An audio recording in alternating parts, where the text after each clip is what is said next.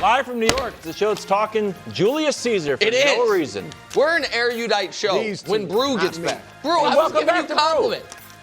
Congratulations. Can we talk about why you were gone? Yeah, I was gone because my daughter, Alexis, Broussard is now Alexis Telford. She got married yesterday. Congrats. To a great young man, Jamil, and we are excited to add to our family. That's Congrats, I told her, I Brew. said, look, before the wedding, I said, this is the last day where I'm the man in your life. And she said, you'll still be a man in your life, my life? I said, yeah, a man. Yeah. You just said a man, not the man. I was the man for 28 a little bit? years. Oh, of course. No, I could have. If I let myself go, I could have. But, you know. Also, I got a rough and tumble. I'm Mr. Gritty. I forgot you're Mr. Gritty. I couldn't let myself. That's right, you're Mr. Gritty. There were tears by a lot of people. also, Your daughter's wedding, you're like Mr. Gritty. by the way, I smiled and I just kissed 10 her more and all seconds that. before we get the show. You know, traditionally on this show, I'm kind of the big gift giver. Yes. But Brew now, empty nester, wife with great job, daughters officially out in the world on their own. Brew's got a little extra money in his pocket coming up this holiday season. I knew it was coming. I knew it was That's coming. right. That's MVP. We're starting in the NBA. The league announcing a slate of national and Christmas Day games. The ball's going up on a Tuesday, October 20th. First things first battle. Celtics Pistons going head to head with first things first, 3 p.m. Oh, yeah, that's a tough one. Let's go. A tough one for them. Okay. good. Yeah, we got a shot. Yeah. Then it's LeBron and the Sixers taking on the champs, followed by a Western Conference Finals rematch, Thunder Spurs. Then on Christmas Day, Finals rematch at noon, Spurs in New York. Giannis Tatum 2:30, LeBron versus the Lakers, Thunder Wolves, and Jokic Steph at 10:30. A lot to unpack. Do the NBA pick the right games? Wilds, I have to be honest. When I saw this list, these games, only one word came to mind.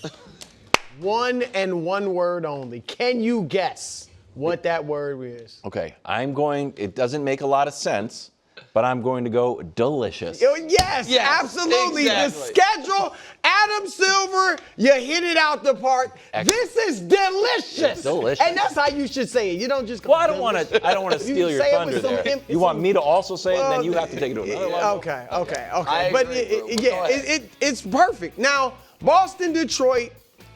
Okay, that's the weakest of the games. But Boston still will be a very good team. They play an exciting style.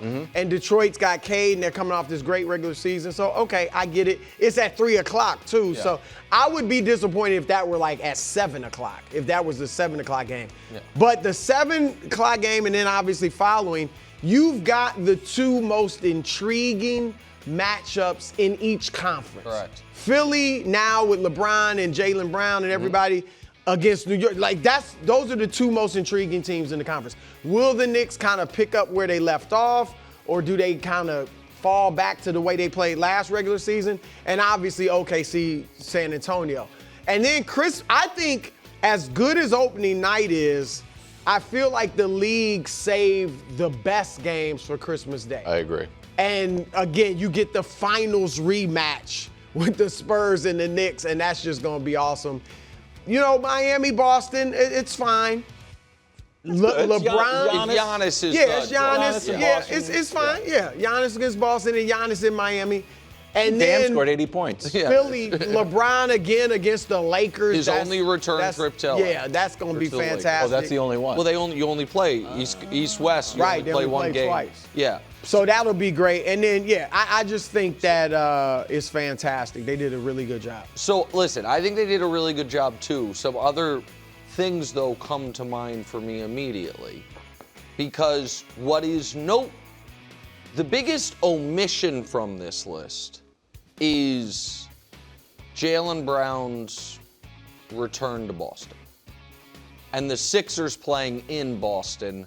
And that obviously is going to happen a bunch throughout the year, a couple times. They'll play because they're in the same conference 4 times. And the Knicks-Spurs game being... Can we stay there for a second? Yeah, sure. Do you think that's a real omission? Because that's popping up in Boston Celtics circles online. What do you mean? Like, would you rather Philly, see 70s? Yeah, Philly, Boston, rather than these games are just better. So it kind of leads to what I think the league is telling us, right or wrong.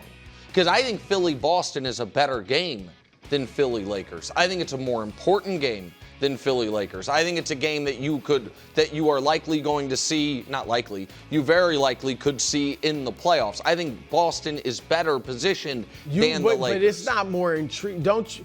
Like, I want to see LeBron back in LA. So, sure, yes. Boston, I want to see it too. But to me, what the league is telling us, right or wrong, is they still look at LeBron James as the main attraction of their sport. That's right. But the Knicks are going to open their title defense and drop the banner. It could be against the team they beat in the finals. It could be against a team they beat en route to the finals in the Western Conference or in the Eastern Conference playoffs. I guess with the Sixers it is in the second round. It could be the finals we didn't get against the Thunder, the last two champions. No, we're going to have LeBron in the building for that. Yep. And then the marquee Christmas Day game is always that 5 p.m. The third game is always. Is it? That's the way I'm basing that purely off historically. That was the one game sometimes that was on broadcast TV.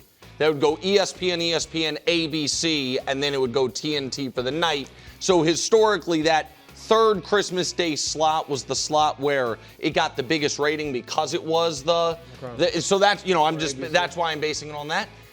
And they put LeBron's return to LA there when it's not like there's I guess you could go to the 80s for like a Sixers-Lakers, not even rivalry, but you got it was Dr. J, Magic, Kareem. 40 years ago. You had Iverson against Kareem or Shaq. You're right. The last time the Sixers were awesome. Historic. And so it just to me is noteworthy that is what the league to me prioritized. The other thing that jumped. Well, quickly on that, please. LeBron last year was the most viewed player in the league. LeBron was first, Wemby was second, Luka was third, and then Steph was fourth. So they're not just guessing. No, and LeBron on a new team is interesting. Everything about the Sixers is interesting. Of it too. I mean, look, had he gone to Miami or Cleveland, they still may have been in this slot, his team. But going to Philly with Jaylen Brown and if Embiid is healthy, they're one of the most intriguing teams in the league. So I totally get it. And so we spend so much time on sports TV talking about face of the league and, the next face of the league. And I think we all agree that the face of the league is going to be Victor Wembanyama. Yeah. I think the NBA is telling us that, okay, maybe it is going to be, but as long as LeBron James is still in the league, we're going to treat him as if he is the face of the league. Because Wemby doesn't get pushed aside here at all, but he is are you at all surprised that they didn't do Spurs at Knicks as opening night?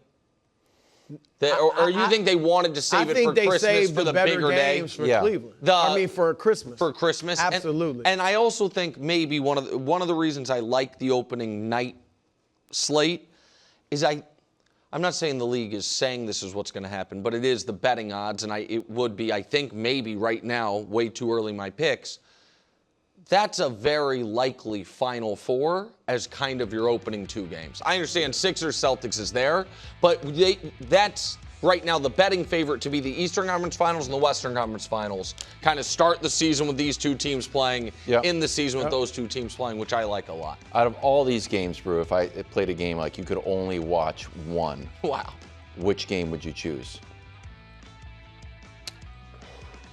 It's obviously between Philly, New York, OKC, San Antonio.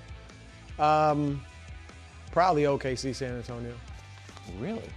Oh, I thought you would. See, you said it's obviously between two that I didn't think it would be between. I thought you would say, he's talking about on the Christmas side as well. Yeah. So I thought you would say San Antonio, New York. Oh. That's what I thought. That's what I thought was going to be. That's what I wanted to see. Yeah, you know what? Yeah, I'm sorry, yeah. I knew it. I would go with that. Wemby's get back attempt. Yeah, he was huge against the Knicks on Christmas last year. Yep. Obviously, they want get back. So yeah, no question, that's the game. All right, do you want to just do surprises now? Sure. The number one surprise from this list that was released. Well, I think they got it right. There are some, omissions, I guess. I would say I'm not floored by anything because I think they got it right. The first thing that hit me as a bit of a surprise, and I get it though, was Golden State. Golden State, is not on the level of these other teams. They're far and away the worst team. Yeah, that's the There's thing. 10 teams playing. They are the worst by a decent margin. And they're not Jimmy the best Butler's not team gonna that's be that. left off. No. Right. So, It's a but I compliment get to it Steph. because it's Steph. Yes. So, Yep. but that was a bit surprising. But it's Steph Curry. We want to see him play. He's still playing great. Fine. But I think they could have gone. They didn't go Cooper Flag, who last year as a rookie did play on Christmas Day, had a great game. They lost to Golden State, but he had 27 and I think 6 assists. But they didn't go with him. And you got Kyrie Irving back with him, presumably. And Flag played so well at the end of the season that we expect him to kind of emerge as a superstar this year, but they don't have him on Christmas Day. You would think they might want to showcase one of their young, soon-to-be maybe faces of the league, face of the league candidates. So that was a bit surprising. So I have a number of surprises. First one is not about Christmas, but it's about opening night. This is the first time since LeBron's first year with the Lakers don't play on opening night. So, you know what I mean? They had played every year. So the Lakers just being, not included on it there, that raised my eyebrows a bit. And the other thing is, no Kevin Durant is stunning on either game, either day, any game. So Durant has played on Christmas. His team has played on Christmas every year since 2000, since the year before he made his first finals, so 2011. Every year since then. So year in the league exactly, like except for the year he was out with the torn Achilles, and the year he got traded from the Nets when that summer he had made the trade demand and then kind of rescinded it when I think the league was uncertain whether or not. Phoenix, was he right, in Phoenix? when he went to Phoenix, when they were basically, whenever there has been a healthy Kevin Durant that is not in contractual limbo, his team's on Christmas. And it's not like he's on a bad team. You know what I mean? He's on a Rockets team that I think a lot of people think, oh, Fred VanVleet be back, like they should be better. They had a bad playoff series. So him not being involved at all on Christmas was surprising to me. And that was noteworthy because of what Bruce said about Steph.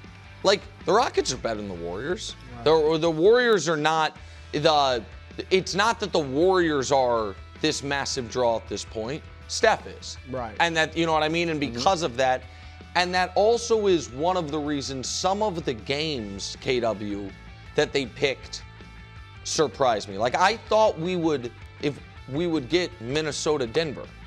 Like, that's the real rivalry, right? Like, that's the game. And instead, those teams get, you get Minnesota Thunder. You get Minnesota Thunder. Which is a good, because Minnesota plays them okay in the playoffs. Yeah. Sure. They got LaMelo. I think people want to see LaMelo. LaMelo's a bit of a draw. No, I but do. Really, no, like, but he's a draw. LaMelo's a draw. But so if I were reconfiguring this a bit on my own, I think what the games that we're not seeing that I know, like I have circled that I would want to see, right?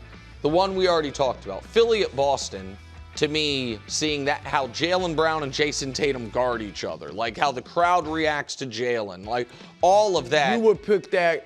That could be on Christmas. Because I think they got the two perfect Sixers games. Yeah. I'm right. more. I don't look at LeBron and the Lakers as like bad blood.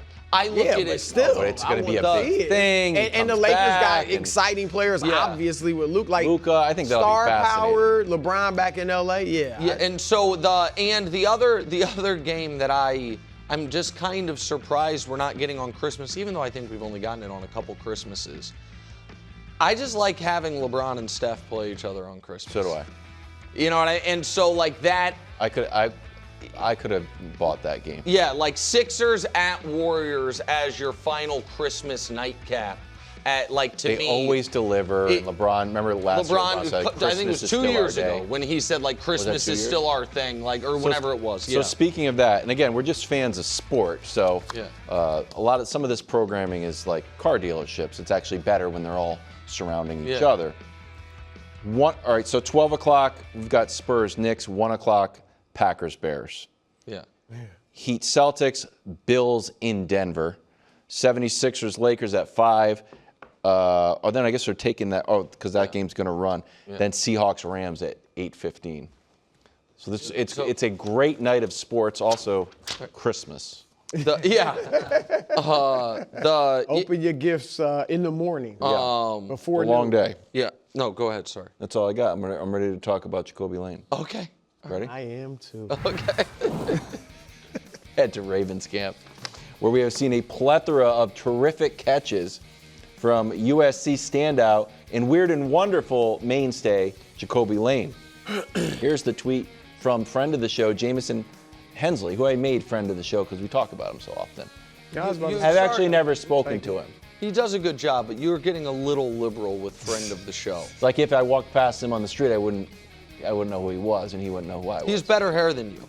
No way. Definitely. No Very way. recognizable. Wow. Great head of hair. No way. Great head of hair. He'll never be referred Great to head of as hair, and he doesn't. friend of the show again. In 27 years of out covering the Ravens, I'm not sure I've seen a rookie have a training camp quite like wide receiver Jacoby Lane, bro. Every day, Lane produces a highlight-making catch, and today he has Derrick Henry leaping in the air in celebration. Here we go. Brew, do you like this? Oh, this is the play? Oh, that's a nice catch. Oh, that is a nice catch. Got the feet down too. Yeah. I love it, Wilds. That's it? Just point. I'm gonna get right to it. I love it. I don't like it. I love it. All right. And we're gonna get a whole misdirection. My first thought. We put it in the show.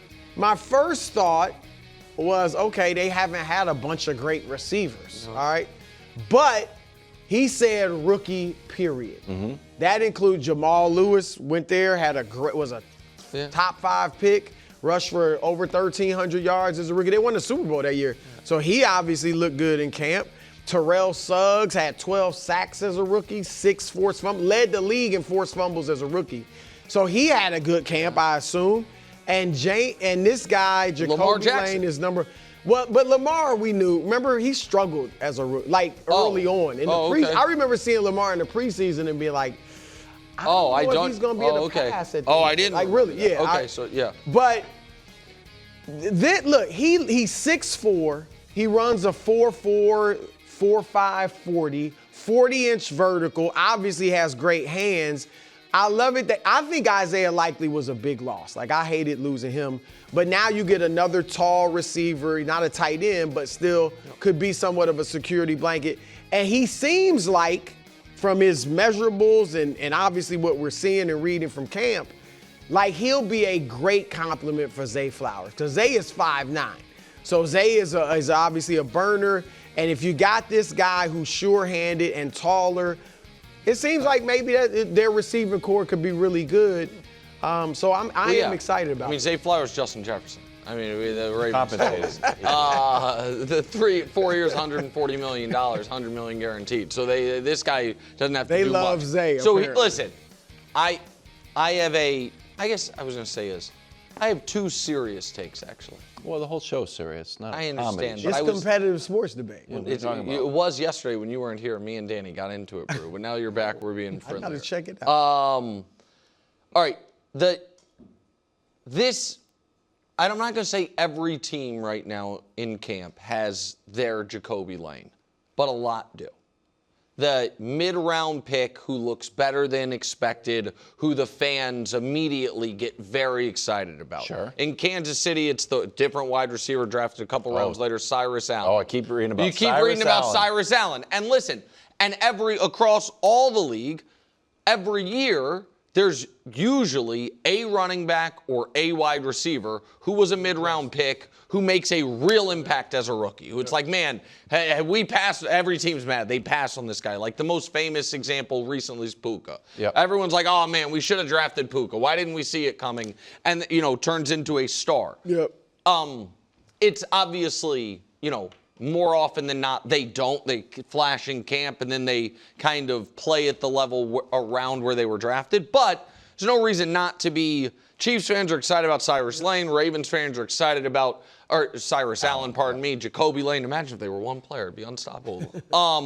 So I'm not. Do you like? I hear you. You're absolutely right on that. Yeah. But his height. I like.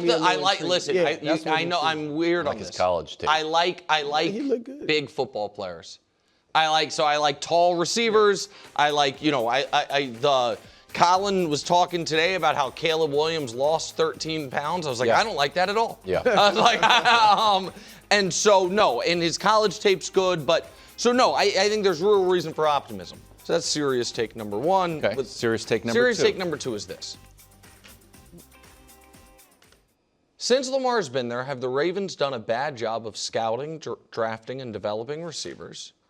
Or has there just been something about the type of offense they've run and the type of quarterback Lamar is where these highly drafted receivers have not panned out the way they would have hoped?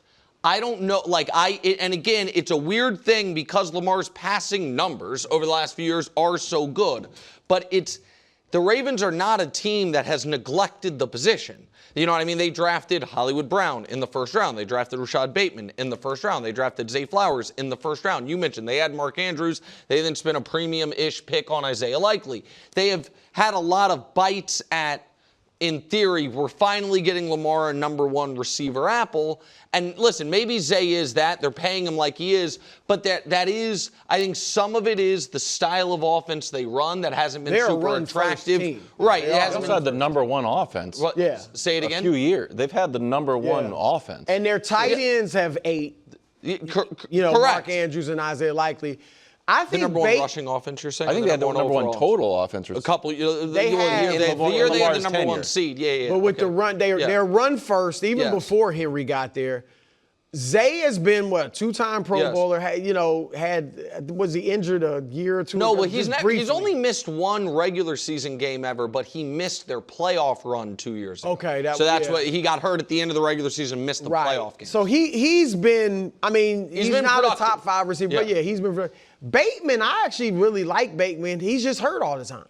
So if he could stay healthy, I think that was a decent pick. He had some good quotes about how Declan Doyle is moving him around the field. He was like a breath of fresh air.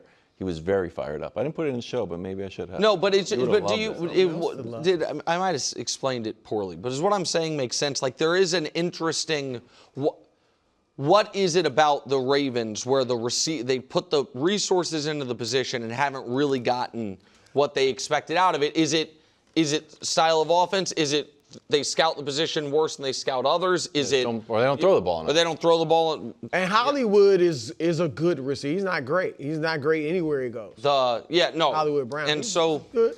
Right. Listen, I like the fact that he's tall.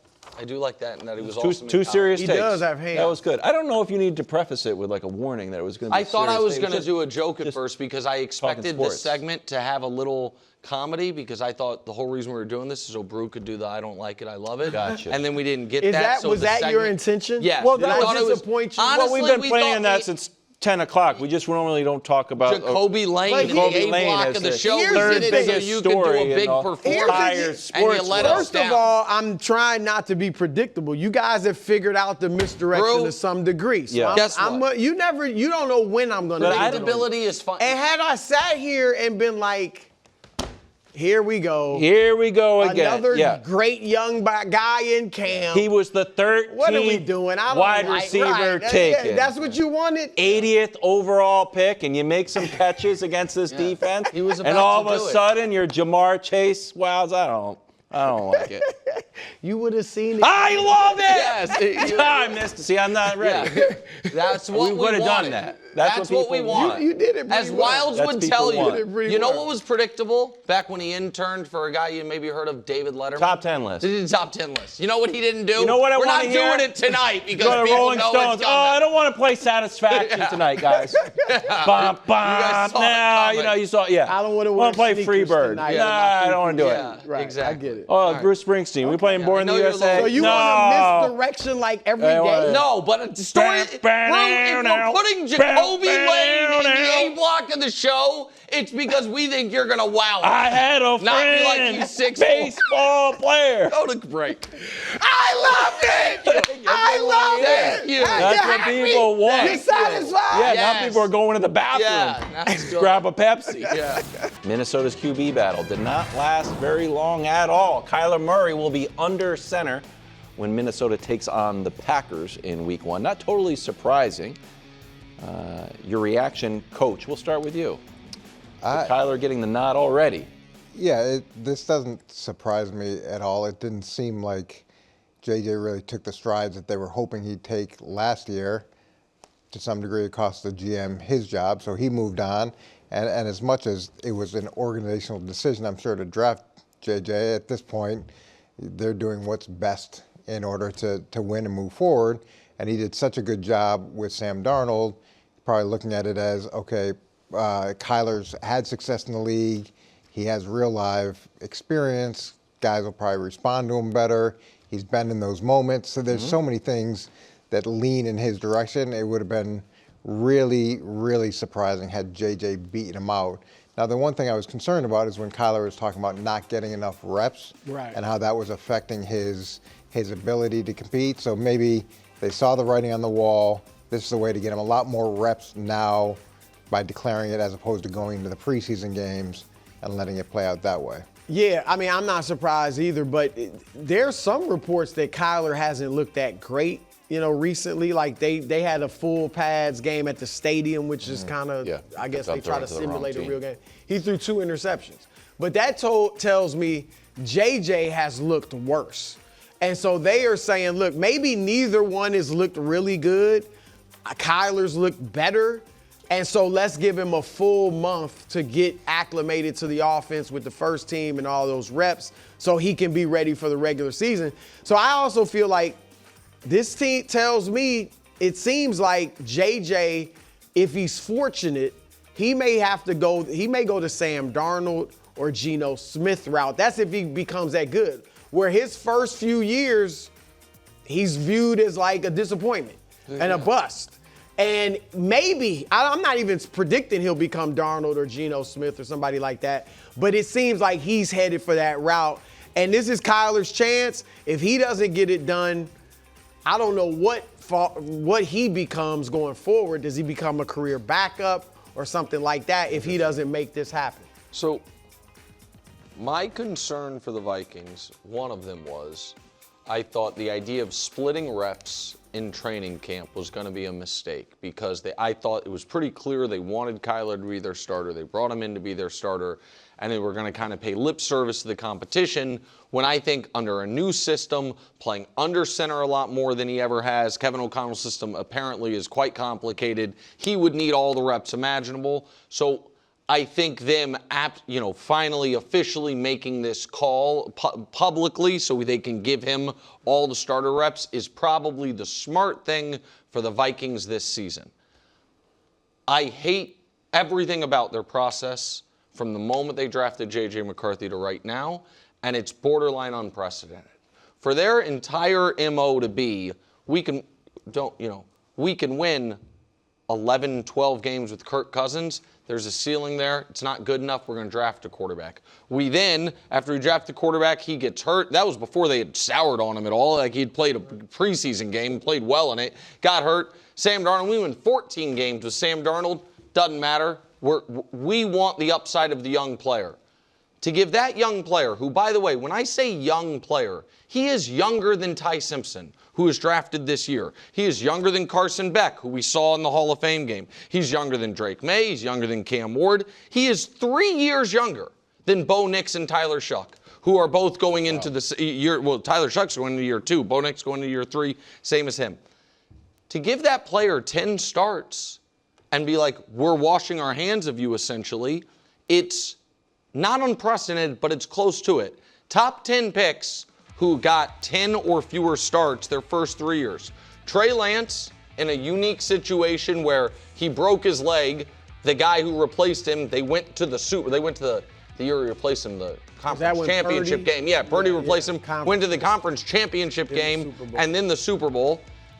And then it hasn't happened since, my old pal from Houston, Andre Ware. Wouldn't you say they've been right on those guys, though? The, None of them have done that's the anything. point. We don't know. I mean, Well, Sort of. and again, that I understand your point, and just barely missing the cut because it wasn't the top 10 pick. I think he was 12th was Josh Rosen. They were right to cut bait on him. He actually got, I think 13 starts. But, he's in the same gist of where you don't really. So you drafted an incredibly raw, very young first-round pick, had 10 starts, and you're out on him in service of in my opinion, a very limited player. The process of it to me is disastrous. And go ahead. Yeah, I want to hear. Yeah, the nice thing for him is there's been enough guys that have recovered and gotten a second and third opportunity, and that's different than it has been historically. So he does have a chance to potentially go somewhere else and restart his career. But at this point, they feel like they can win now. They feel like they're in a position to compete right now. And if he's too far away developmentally, the rest of that group is sitting there going, we don't want to wait for you to catch up to us. Coach, can I ask you a question? Because there have been a lot of Sam Darnold type renaissances, Baker, obviously. It felt to me like this is extra bad for J.J. McCarthy, is that he started with a quarterback whisperer. Like Trey Lance started with a guy who was supposed to remake your career. So once Kyle Shanahan's like, not my thing. Is he a quarterback whisperer? I mean, people thought he look at was. you I look think at he got credit Cousins for and Kirk, Darnold. Kirk Cousins has been pretty successful prior to getting to Minnesota. The Darnold, he gets a lot of credit for Darnold. Yeah. Fair enough, but in Sam's defense, he had been to Carolina, right? And then he went from Carolina to San Francisco. San Francisco. He looked like so he Steve had Young. 2 other stops. He had a lot of experience in New York. So you got another guy who has a significant amount of experience. This is really our first opportunity to see him working with a rookie quarterback like this. So can I just real quick? Yeah. There's 3 teams that if I were running them, I'd call up Minnesota and be like, we'll trade you a conditional 6th. The first one and the one that's a no-brainer is Pittsburgh. And the other 2, it's more kind of insurance plus leverage, Houston and Tampa Bay.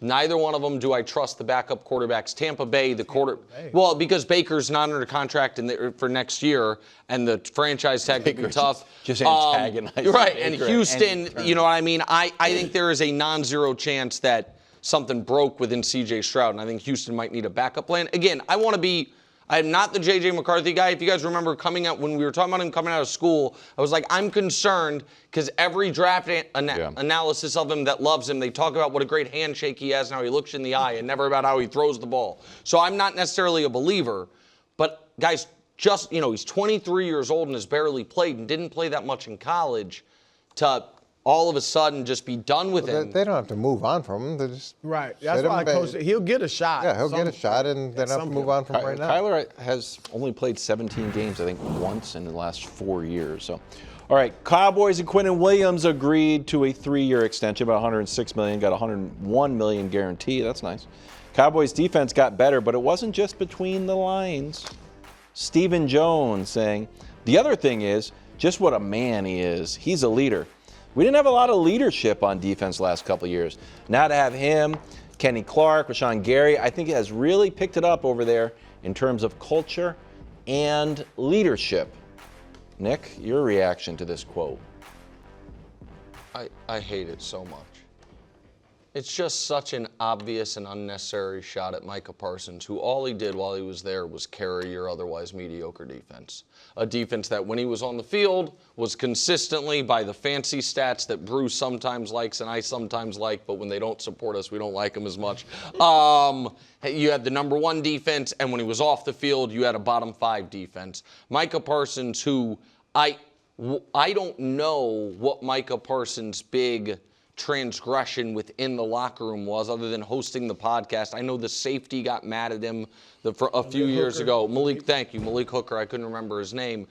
And this is just a total shot at a player who you traded away and your entire season got kneecapped because your defense immediately went to hell. And the team he went to was a team that last year looked like it could win the Super Bowl until he got hurt.